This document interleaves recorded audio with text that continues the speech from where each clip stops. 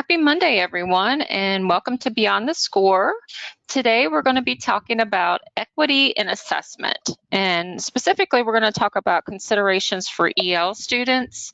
And I added this to the title, Considering All the Data, because that's the most important piece of the of any assessment, is that we consider all the data when we're identifying a specific learning disability, etc.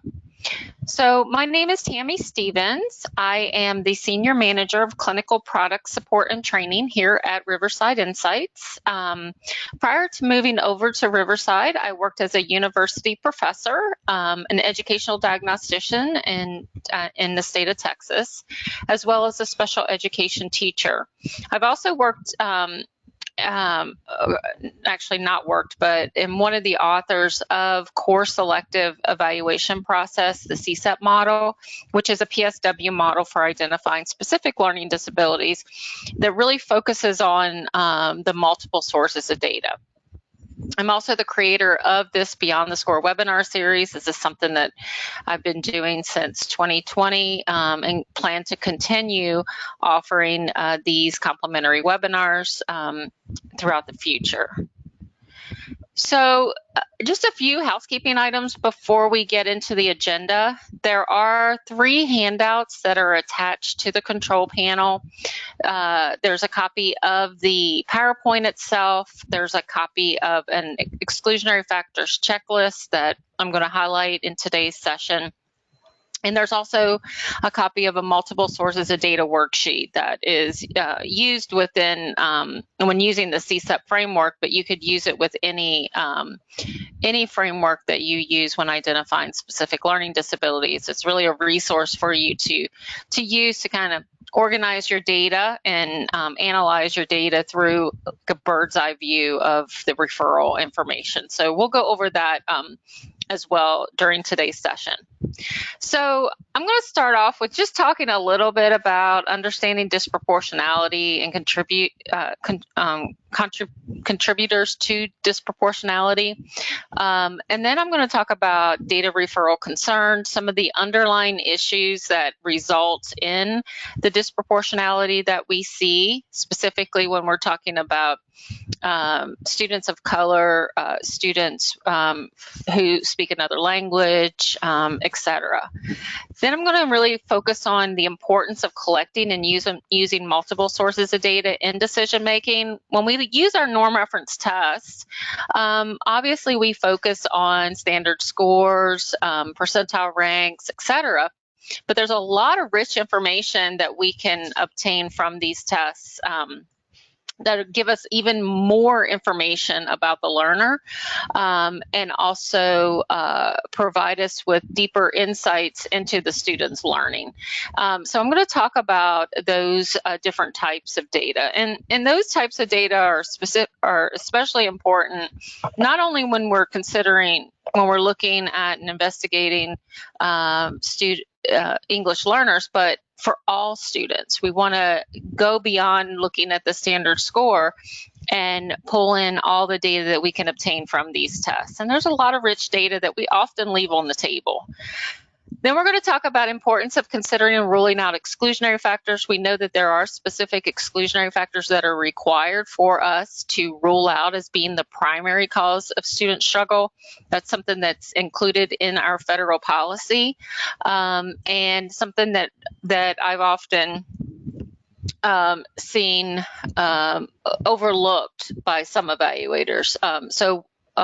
We'll talk about those exclusionary factors, and I'll highlight that resource that is attached to the control panel. Finally, we'll talk about importance of investigating language for all students, and then we'll finish off with some recommendations. So we do have a lot to go over, so I'm going to go ahead and get us started. So we know that we have the Title VI of the Civil Rights Act provides that no program or activity receiving federal financial assistance from the Department of Education may discriminate on the basis of race or national origin. And like I said, we're going to talk about a little bit about disproportionality at first, because that's something that there's been a historical disproportionality, not just of individuals, students of color, but also some of our bilingual or EL students as well. So when we're looking at defining disproportionality, the National Education Association and the National Association of School Psychologists defined it as the overrepresentation or underrepresentation of groups of people in special education services or gifted talented programs. And this is by comparison to the representation in the total school population. So we have a history of individuals from certain groups being overrepresented within special education, but we also have a history of disproportionality for involving some of these same individuals in the underrepresentation of gifted talented programs, et cetera. And some of the statistics that I was able to pull together indicated that, and this is from 2019, nearly half of all students enrolled in special education are students of color. 30% of children with SLD also experience emotional behavioral problems. There's some statistics there too and we're aware of the statistics that 54% of students with disabilities drop out of high school, and that's from 2021. And that's an astounding number of individuals dropping out. And then we know that early diagnosis of SLD improves outcomes, and not only early identification, but also, looking at all the data when we're making that decision about whether or not an individual has a learning disability. Some of the other statistics that I found, Native Americans are 4 times more often referred for developmental delays by comparison to other groups. And then African Americans were twice as likely to meet the requirements of special ed services related to emotional disturbance and or intellectual disability by comparison to other groups. Now, when we go back and look at some of the earliest documentation of overrepresentation, that came out in 1968. Lloyd Dunn was the first researcher to realize that there was a disproportionate number of minority students in special education classrooms. And according to Dunn, about 60 to 80% of special education students with mental retardation, which is now we know intellectual disability, came from low status backgrounds, which mainly meant that there were Latino, African American, or Native American students being identified as having a disability.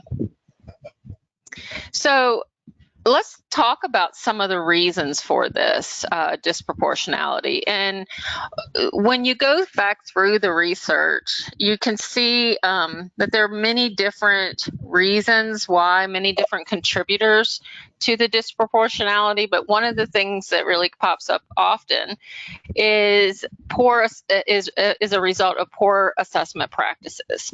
And when you go back through the research, you'll find that there was oftentimes over-reliance on IQ scores. We now know that IQ scores in and of themselves is not necessarily the best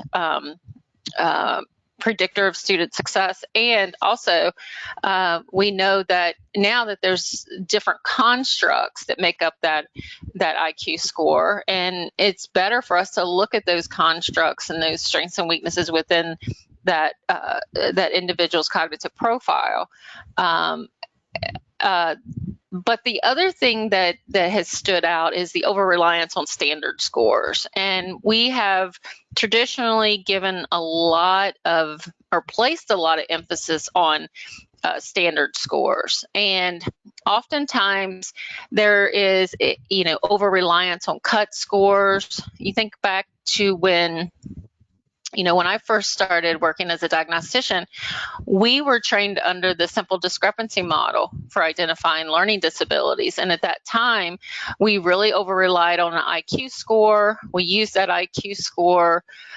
We would subtract the standard scores obtained on the different areas of achievement from that IQ score. And if the student had a 16-point discrepancy or more, they would qualify as having a learning disability.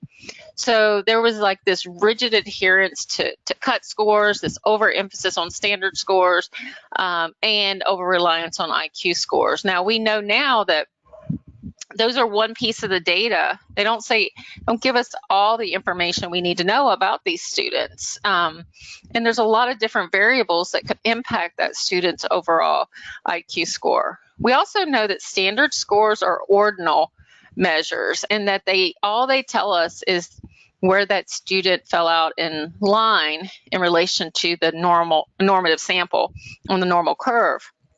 They don't tell us, standard scores don't tell us anything about functioning. And yet, for so many years, we have over-relied on standard scores. There was limited focus on triangulating all the data. And that's what we're going to talk about today. We have to look at all the data that's collected, not just our scores. We have to look at multiple sources of data that are collected as part of the referral process, but also go deeper than the standard score when we're interpreting the results of our norm reference tests. There was also failure to consider and rule out exclusionary factors was another reason for this overrepresentation of students, minority students in special education. So when we're thinking about, what research shows us about this over-identification of minority students in special education, it really questions the efficacy of our professional practices, the methods that we're using when we're testing and making decisions about these students, and then our take on honoring diversity as well. So poor assessment practices, again, is one of the major culprits to over-identification and under-identification of students. Again, I'm not going to go through all of these slides, but they also found that a lot of students that were limited English proficient were placed in special education programs without proper assessment, simply because they weren't good in English. And we know that that is not a reason to place a student in special education. I remember doing some trainings out in West Texas, and I remember we were talking about exclusionary factors. And I remember evaluators telling me that, kiddos would come across the border from Mexico and be in the States for a week or so, and then they would be referred for special education evaluation. Those kiddos hadn't attended schools in the U.S. Those students weren't proficient in English, etc. So again, how can you make that decision about a child from that background, from those circumstances, as having a specific learning disability? We had something similar happen too here in Texas when Hurricane Katrina hit New Orleans. We had an influx of students coming into Texas schools, didn't have any records, etc. And there were kids that were having behavioral issues. And I can't tell you, I was working as a diag at the time, I can't tell you how many kids were being referred for emotional disturbance. And again, if we go back and look at the exclusionary factors, these kids went through a traumatic event. A lot of them were in the hurricane, a lot of them were in the floods, lost everything. Some of them lost family members. They had to uproot, come to another state, enroll in a new school, etc. Of course, there was going to be some behavioral issues happening. So not to say some of the kiddos might not have had those issues, but when we are considering everything and looking at any traumatic events that occurred, et cetera, we have to, as evaluators, really rule out whether or not that traumatic event was the cause of student struggle. And it's the same with language. We have to look at language, et cetera, when we're making these decisions. How long the student's been in the United States, their instructional programming, et cetera. So also there were some students who were being assigned educable mental retardation classes without examination for visual auditory problems, some based on outdated IQ scores. And some were actually found to be assigned to these classes despite having IQ scores that actually were higher than those associated with the EMR range. So, you know, a lot of times at that time, back in 75, 79, which was not that long ago, if you think about it, being a minority student was enough to earn placement in special education classes. That in and of itself, the discrimination, the lack of understanding, et cetera, impacted the student's future, really. I like to always point out, too, the role of implicit biases and stereotypes. Some of the research out there talks about the disability cultural diversity analog, and they talk about how we, and this goes back to the implicit biases or the stereotypes, we tend to couple things together in our mind like bed and sleep, food and drink. And then it talks about how people have subconsciously learned to link cultural diversity to disability. And I'm not saying all people do that, but there is that implicit bias that can occur. So it's something that is a stereotype that has become so embedded in our thoughts that even some members of minority groups share this preconception as well. So different ethnicity, race, gender, language, or social class should not equal disability, obviously. So the other thing that has been in question over the years is, and this is back in 75, it's been a lot of litigation that's occurred. And some of this, the first aspects of litigation occurred before the passage of Public Law 94-142. And the litigation was mainly concerned with protecting minority students against unfair placement based on inadequate assessment methods. And they were talking about, in 75, litigation was more concerned about defining mental retardation and the fairness of intelligence tests. So they were talking, about this overemphasis, again, on IQ scores, the IQ cutoff points, the rigid adherence to those, et cetera. And, they questioned some of these tests.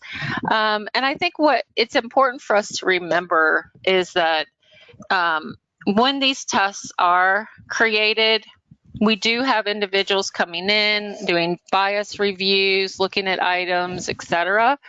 And the publishers do all they can, make all the efforts possible to make these tests appropriate for all different types of individuals. But there's always going to be bias involved, unfortunately.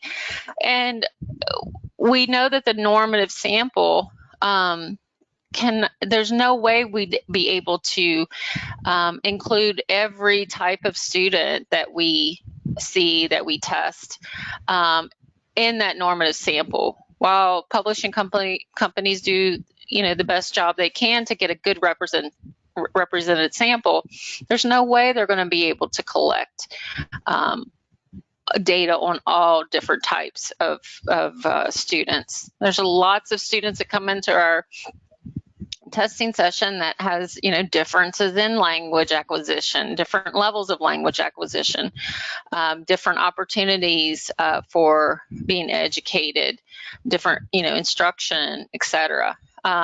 So we have to look at these tests and use these tests as part of the assessment process, and just always be reminded that it's one piece of the data. We've got to look at all the data together when we're making these decisions about students. Tests don't qualify students. We as evaluators have to look at everything, compare it to what policy states, really look at those exclusionary factors, making sure that we rule each of those out as being the primary cause, et cetera, before we identify a student as having a disability. So poor data collection during the pre-referral and referral process often has resulted in inappropriate referrals to special education. So that's another culprit, having poor data. And I've trained in a lot of different districts, and I hear the same thing everywhere I go, that when a referral packet is handed to the evaluator, a lot of times it's missing important data that should be incorporated into the assessment. So when we're thinking about providing equality in assessment, we have to think about and we have to incorporate multiple sources of data. So we have to look at all data sources, and data sources should be weighted equally for the most part. We shouldn't give more emphasis on a standard score than we give on benchmark testing, work samples, etc. All data should be weighted equally. Norm reference testing data is one piece of the data. We know there's kiddos that don't do well on norm reference tests. They don't do well when they know they're tested. And you have to think about some of the variables that contribute to that student's performance. A lot of times that student comes into your office to be tested. It's the first time they've even met you. So you can imagine there's some anxiety there, et cetera, that could impact that student's performance. So we have to remember that it's one piece of the data.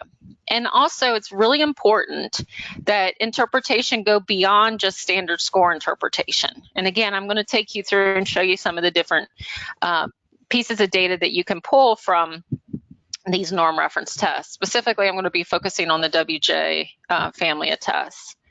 Exclusionary factors must be considered and ruled out as being the primary cause, and language, again, should be investigated, not just for your EL students, but for all students. We should be looking at language. So when we're thinking about referral data, why is the quality of the referral packet important? Well, first of all, if we go back and look what our legal and federal regulations say, they state that we have to use a variety of assessment tools and strategies to gather relevant functional, developmental, and academic information about the child. And this also includes information provided by the parent, and this information should be used in determining whether the child has a disability, and it should be used if that child is determined to have a disability. It should be used to really serve as the foundation of the IEP for that child. So here's a lot of data sources that should be incorporated into that referral packet. And I know most of you on the call are either teachers or evaluators. This is information that needs to be taken back to your referral committee, whether it's an MTSS, an RTI, student support team, whatever you call it in your district. We need to make sure that those individuals are educated and understand fully why you need these multiple sources of data to be part of that referral packet. It's not, you're not asking for it just to ask for it. It states in policy that we have to use a variety of assessment tools and strategies. And the referral team needs to realize that when you're identifying or making a recommendation with regards to whether that child meets eligibility, you're not basing that on a standard score alone. You're looking at everything. When we talk about assessment, it's much broader than just testing the child. Assessment is looking at everything, looking at the whole child. not just a standard score. So there should be vision hearing screenings, there should be teacher reports, parent reports. We want to make sure we have work samples, what types of accommodations have been used in the classroom, what types of interventions have been provided. We want to know students' attendance. If a student's not been in school, they've not had the opportunity to learn, which may be the major cause of student struggle. It might not be that it's a learning disability, etc. So we have to look at all the data, and that's where this multiple sources of data worksheet comes in. And as I said, this is attached to the handout, and we use this in CSEP at that first step.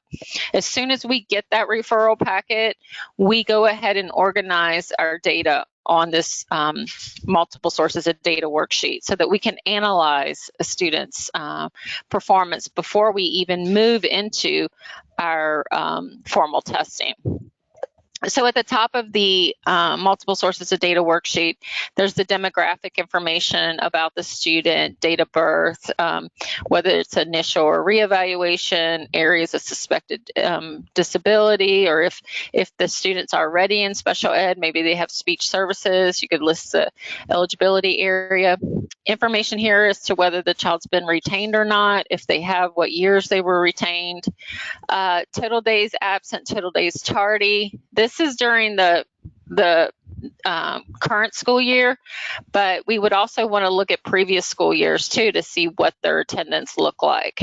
Health information, nurses screener, hearing and vision, any information the parent provides with regards to health information, language here, home language, dominant language, language of instruction, and if the student is EL or bilingual, we can put in the oral language proficiency testing results in English and Spanish or what other language that they speak. Parent information, strengths according to the parent, concerns, and if there's a family history of struggle. This next section is for state testing results. We have STAR because we're in Texas, but you can cross that out and put your state testing for reading and math.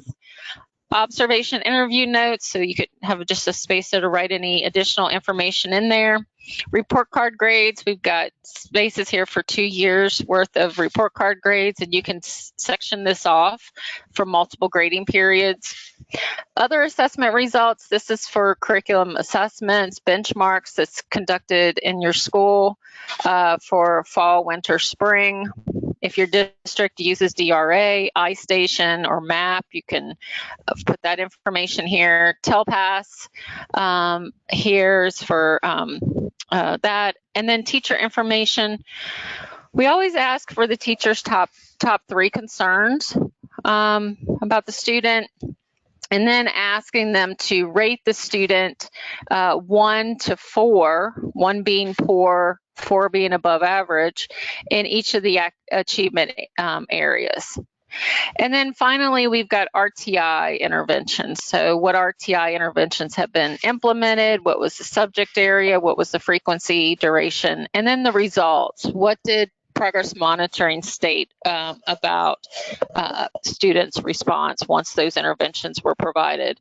Was there adequate rate of improvement? That could mean that once that child was provided with intensive instruction, their improvement was adequate. So that could indicate that they were an instructional casualty.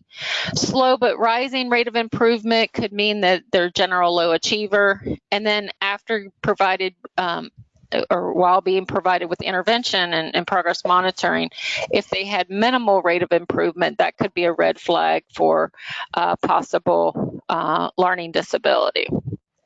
The other thing that we do once we have everything filled out here, this allows the evaluator to see, well, where are data points missing?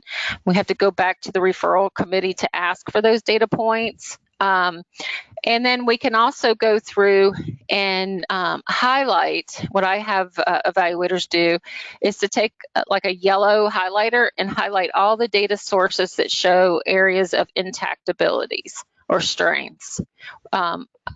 And then I have them go through and highlight using maybe a pink highlighter all the data sources that indicate areas of struggle. And this allows us to really start seeing those preliminary patterns of strengths and weaknesses emerge before we even give a norm reference test. So here at the bottom, we can identify, circle whether reading's a strength or weakness, math, writing, behavior, and oral language.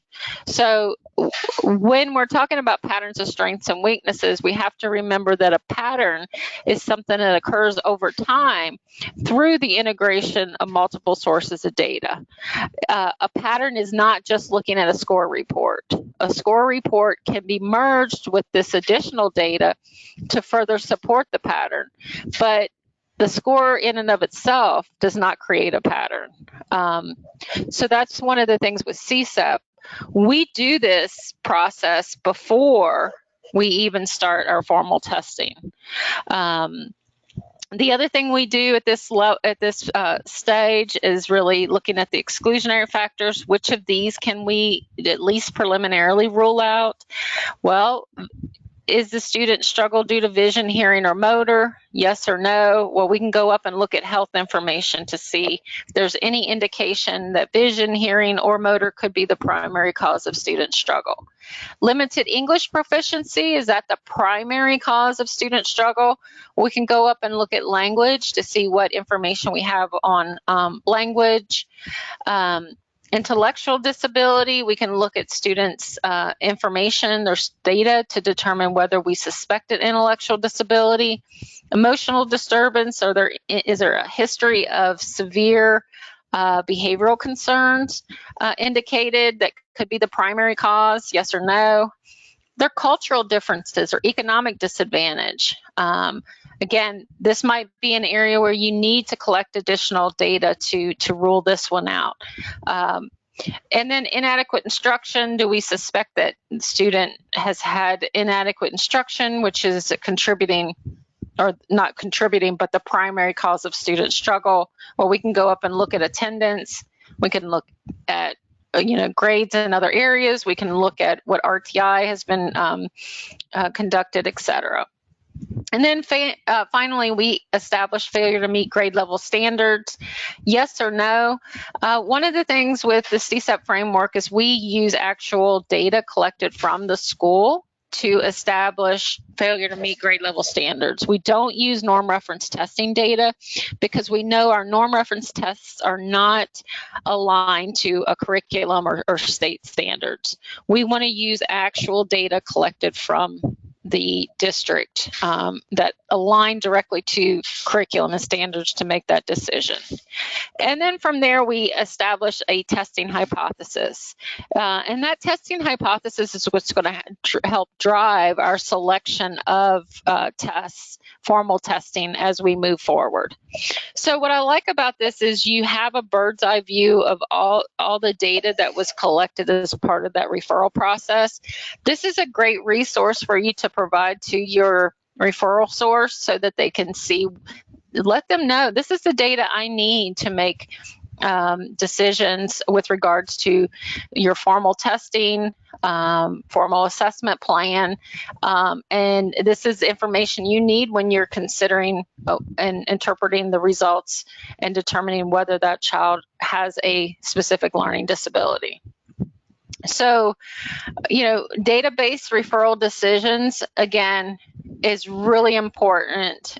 We have to base the data on, base our decisions on the data collected prior to and part of the referral process. And so when we have data missing, we don't really obtain a complete picture of what the student can and cannot do. And this is what leads to inappropriate referrals and also inappropriate decisions made by evaluators. So this just kind of talks about, some of the data sources that's often missing. And again, I kind of go back and think, I think that the reason a lot of these data sources are often missing is because the referral source doesn't really understand why you need the data. And I think it's important to go back and just educate them on the fact that, show them what policy states, show them that you don't make your decisions or interpret the data based off of scores alone. You have to look at the full child. You have to look at everything and consider everything when you're making that decision. So when we have poor data collection, it equals poor decisions. And that's where a lot of kiddos end up being over-identified because we don't have a full picture, complete picture of what the student can and cannot do. When we're thinking about, again, our legal mandates with regards to what must be true about the assessment, this is taken straight from policy, and it talks about how we cannot use a single measure or assessment as the sole criterion when we're making decisions. And it talks about we have to use a variety of assessment tools and strategies as well. And that information has to be triangulated, merged together to make that decision. So what I want to talk about next is really kind of rethinking the use of norm referenced standardized tests. Again, making sure that we recognize that it's one piece of the data. So when we're thinking about a comprehensive assessment, a comprehensive evaluation, notice the multiple sources of data pie here, if you will. We have 4 pieces of the pie. We have norm reference testing data is just one piece of the pie. Notice we have a section here for informal data. We should be pulling in this informal data into our assessments. Looking at referral data, looking at screenings for vision and hearing, work samples, parent-teacher information, observations. We're going to talk about the importance of observations, especially not only for kids, for all kids, observations are important, but especially important when you're testing an English learner. Curriculum-based, looking at district benchmarks, curriculum-based measurements, running records, etc. And then your criterion referenced, those are your, state testing results, the ITBS, Brigance, any of those tests. We should be pulling in data from each of these different sections or pieces of the pie. The other thing I like to show, and this gets back into making sure we're getting the most out of our tests, our norm reference tests, I created this visual, this iceberg, and above surface level is where we have traditionally spent most of our time interpreting the data. So we think about the WJ Achievement Battery. Historically, we've thought about this as, this is just a measure of achievement. Now we know that, no, it's not just measuring achievement, it's measuring cognition, it's measuring language. So there's overlapping of skills that occur when we use these tests. Also, surface level interpretation has been standard scores. We've looked at standard scores, and some of us have mistakenly assigned functioning or proficiency to those standard scores, which in fact is not what a standard score is about. It tells us, a standard score just tells us that student's place in line in reference to the normative sample. And then percentile ranks are typically pulled into the interpretation. So again, that's surface level interpretation for us to really get the most out of our tests, and also to ensure that we fully understand the learner. We have to dive deeper below surface level. We have to pull in our multiple sources of data and merge that with the data that we collect from our norm reference tests. We also have to look at testing observations. What types of behaviors did the student engage in when they were completing the testing session? We have to look at task and skill demands.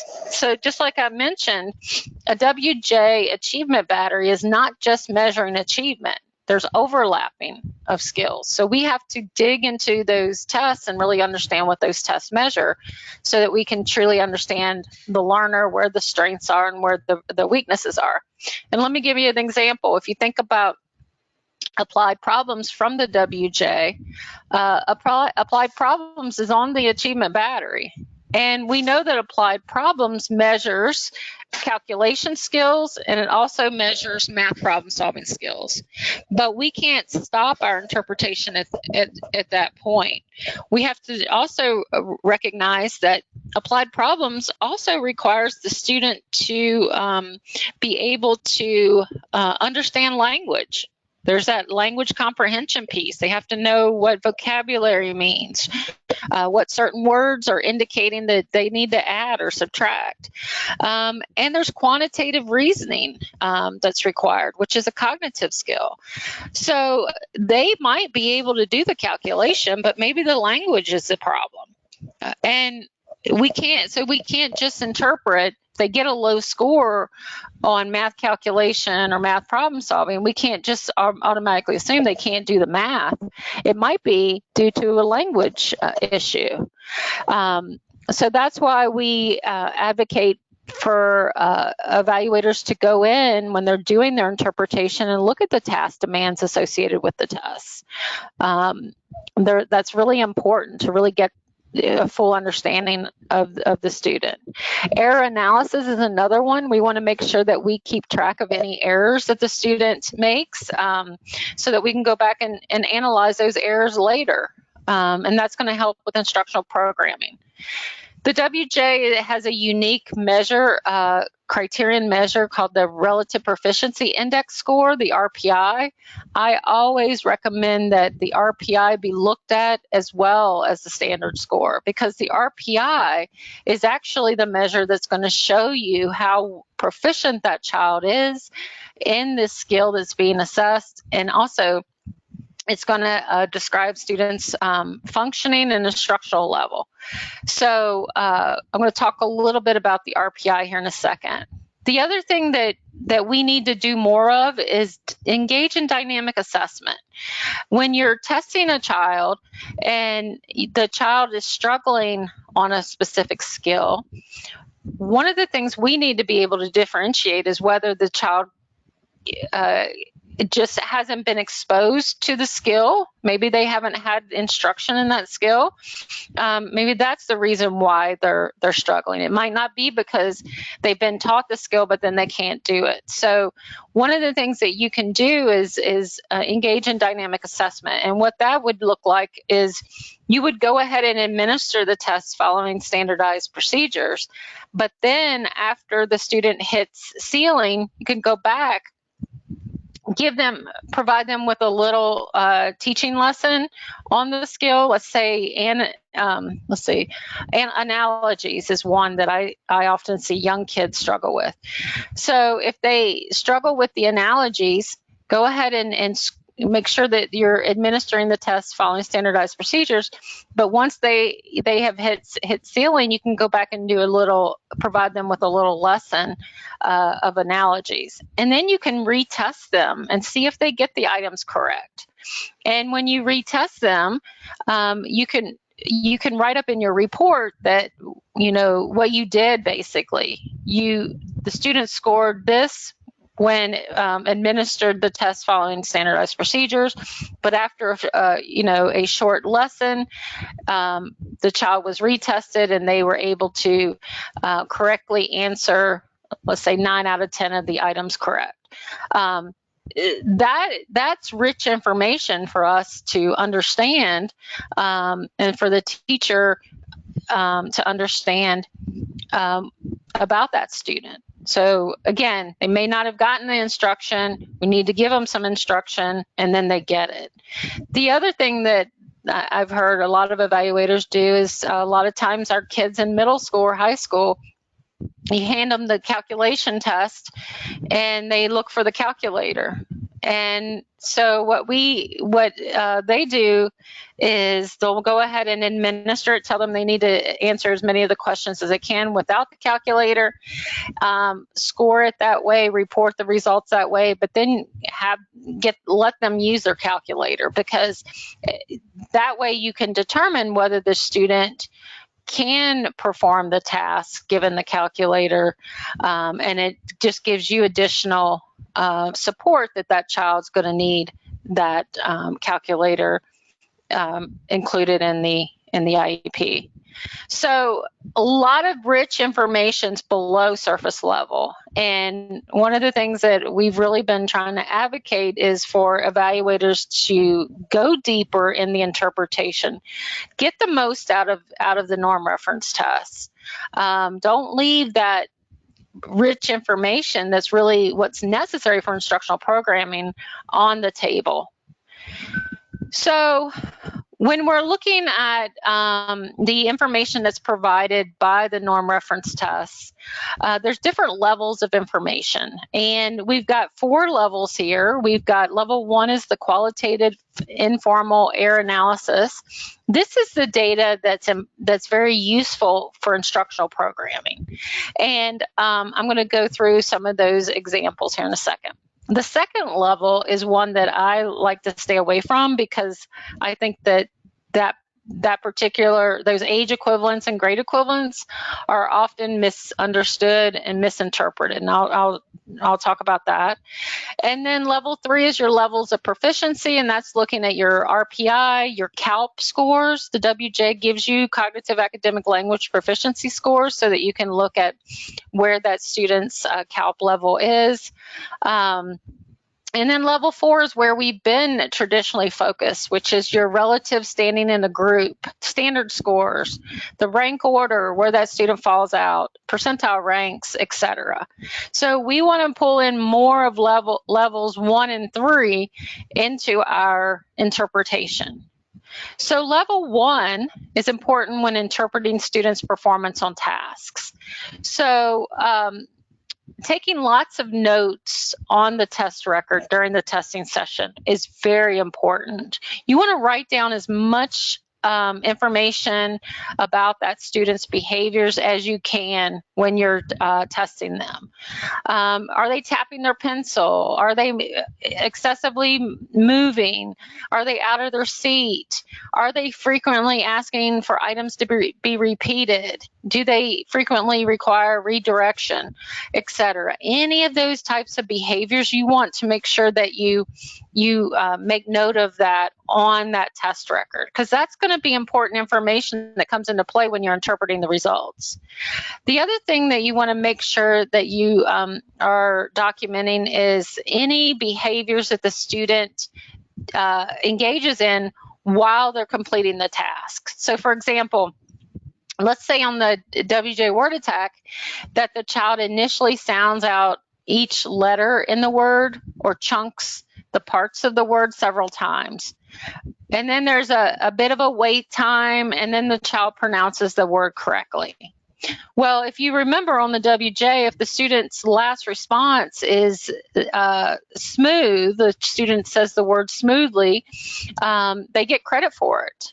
So if you don't take note of the behaviors that this student engaged in, that student may appear to fall out in the average range they may get a standard score in the average range, but that average score is really not going to reflect what that student had to go through to get that score. The initially sounding out the letters, chunking the parts of the word, longer wait times, etc. That behavior in the classroom is going to show that that student is really struggling. Then you're going to have a standard score that's going to be in the average range. You got to explain the difference between the student's results.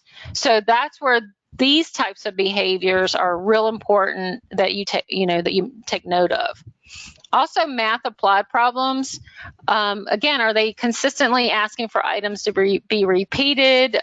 Sometimes our kiddos will work problems in their head, or they verbally talk through the problem. You want to know that. You want to write that down. If they're counting on their fingers, you can observe their pencil grip when they're trying to work the problem, etc. So all this information can be taken into account when you're interpreting the results. Level 2 is that level of development, and that's those age and grade equivalent scores, which I think, again, are the most misunderstood. thinking about grade equivalents, they reflect the examinee's performance in terms of the grade level in the norming sample at which the average score is the same as the examinee's score. So if an average raw score for a student in second grade, in grade 2, the 6th month, is 14, then any examinee who scored 14 would receive a 2.6 as a grade equivalent score.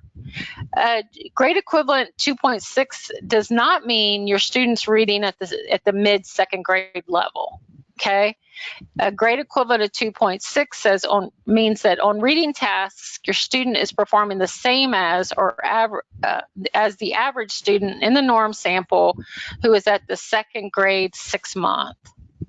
So make sure that you remove this from your report, because this is not what a grade or age equivalent means. According to the WJ achievement, student is performing at the blank grade level. That's not the reflection of what those grade or age or grade equivalents mean. So be careful when you're interpreting those scores. Level 3 is to me the most important information we can obtain from the WJ, and that's the proficiency. That's the criterion referenced measure. Again, it's a different lens of looking at students' performance, and it's only provided by the WJ or WMLS or Batteria. So the RPI has several important uses based on the information it provides. So it's informing users about how difficult an examinee will find age or grade appropriate tasks. It describes the quality of the examinee's performance on tasks. It's offering criterion referenced information. It also helps to monitor progress. You can compare RPIs over time to look at students' progress. And it also indicates the instructional range in which the student is performing. So when we're using an RPI, and this is something that the scoring software will provide to you, it compares the quality of performance on assessed skills and abilities to that of age or grade peers in the norming sample, and it predicts level of success on similar tasks. So, for instance, if we have an RPI as a 75/90, the numerator is going to represent the examinee's predicted proficiency of if given similar tasks. The denominator, the 90, is fixed, and it indicates the proficiency on average same age or grade peers.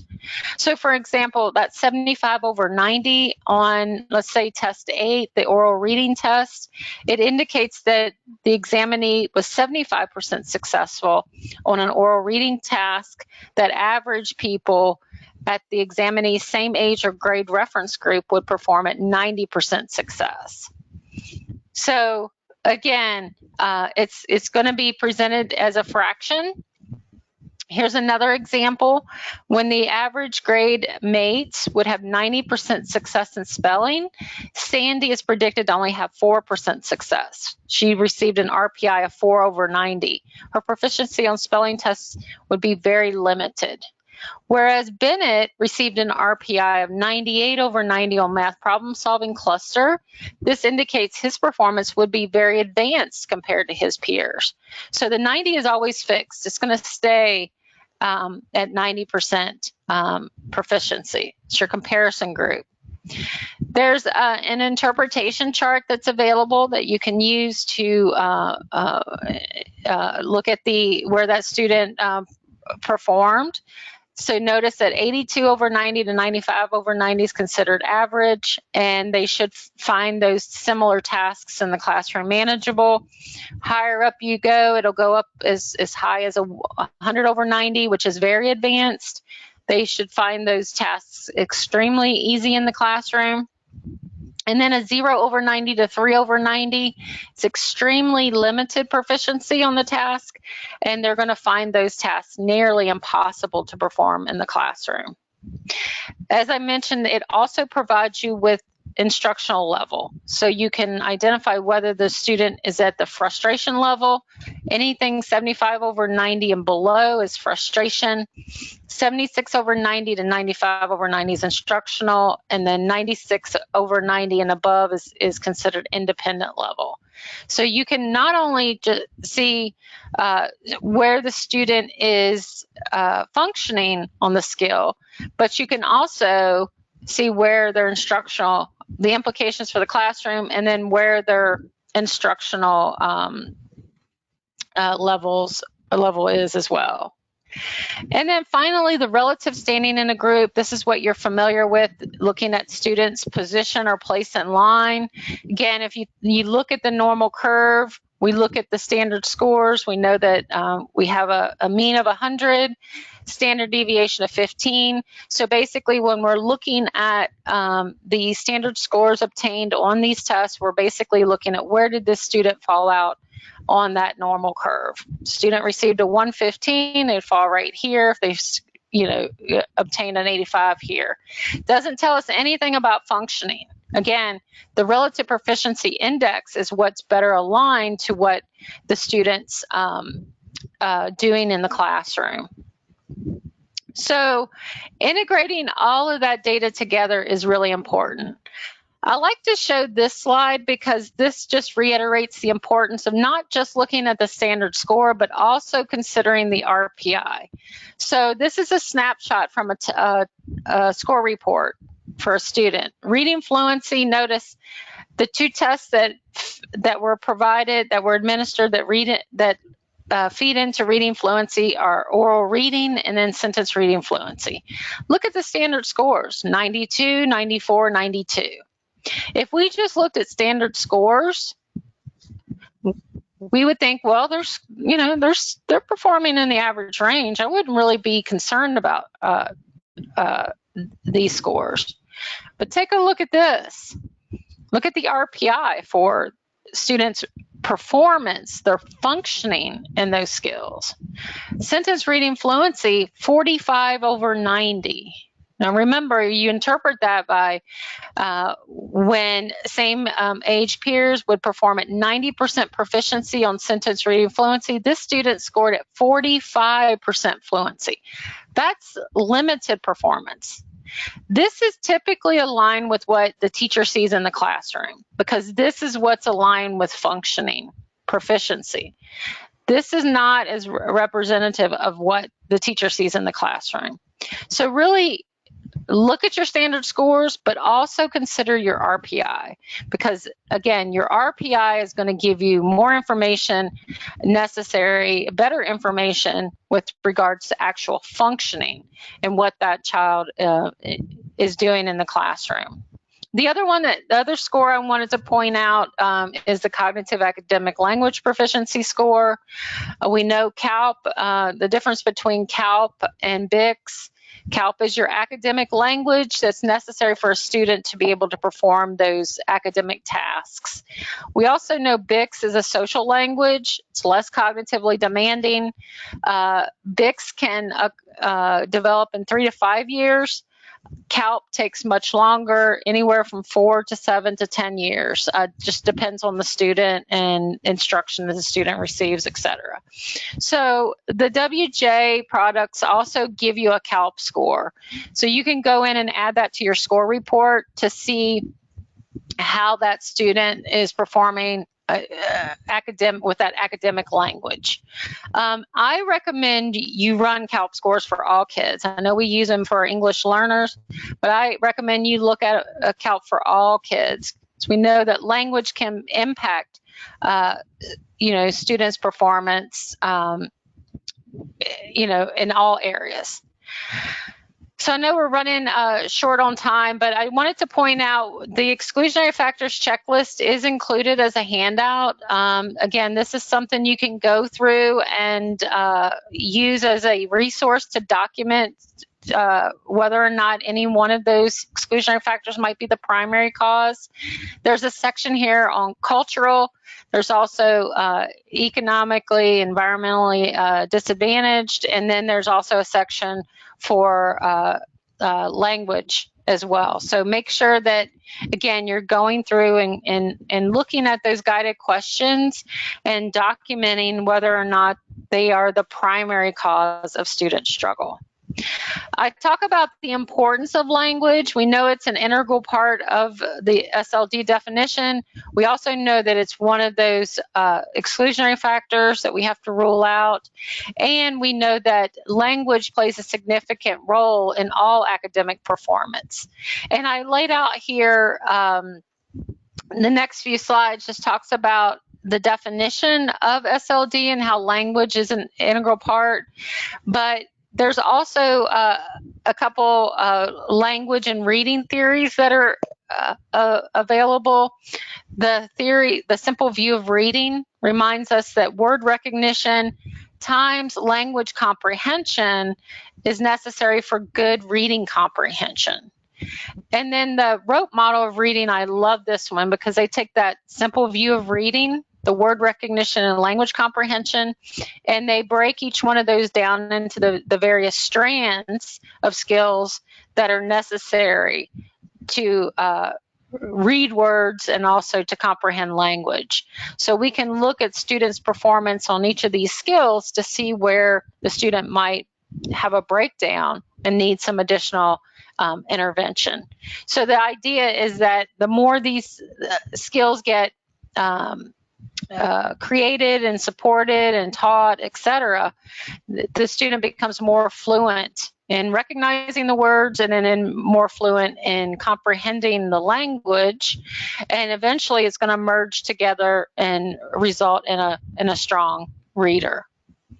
The Language Literacy Network is basically the same thing. They have the language comprehension and the written word recognition skills that are necessary for reading, but they remind us that for writing, we need language expression skills and we need written word production skills. So that's why there's a lot of times there's comorbidity between the reading and writing disabilities. This just talks about early math learning and how language is important for the acquisition of those early skills. A lot of those earlier skills require words, bigger, smaller, more than, less than, etc. And when we get into math word problems, again, language plays a huge role when when students are having to solve those math problems. So they have to understand what the words mean. They have to understand, when pronouns are used. If a child doesn't understand pronoun usage, they're going to struggle with what's expected or what the question's asking. We also know that there's a lot of research out there about the impact of low SES on student language too. So again, another reason why we run CALP scores for all kids. This is a classroom language demands observation form that you can utilize as well to get some additional data. When you go in and observe the student in the classroom, you can make a list of common words that are used during the lesson, academic words that are used during the lesson, and then content-specific words that are used. Then when you meet with the student, ask the student to define each of those words, and then you can get a percentage correct for common words, academic words, and content-specific words. So if the student's really struggling with the academic and the content-specific words, gives us additional information that, hey, we probably want to make a recommendation that those words, vocabulary words, be taught to the student before that lesson occurs for them to get the most out of the lesson or the instruction. So tying it all together here, just again, as you're going through an evaluation for your EL students, for any student, you want to make sure that you're pulling in your multiple sources of data. You want to look at the whole child. You want to remember that your information, your standard scores, your percentile ranks, those are one piece of the data. Look beyond those. Utilize fully exploit the information you can obtain from these norm reference tests. That additional data, that below surface level data, is going to give you much greater information about the student when you merge it with your multiple sources of data, so that you can really plan instruction for the student, making sure that it's, again, individualized, looking beyond the standard score. So make sure that your work should be student-centric. It should not be influenced by school district's desire or demand to manage disproportionality.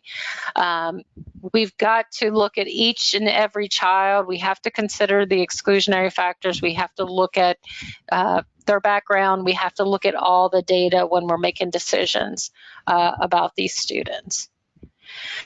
So that's what I have for you today. I'm sorry that we went over a little bit. This is my email address. If you want additional information, or if you have any questions, feel free to reach out. I do have a brief survey at the end of this webinar. I really appreciate if you'd take about 3 or 4 minutes to complete that. If there's topics that you'd like to hear more about, please make sure you make note of those as well, or send me an email with those. I appreciate your time today. I hope you have a great week, and we'll see you back here on the next Beyond the Score.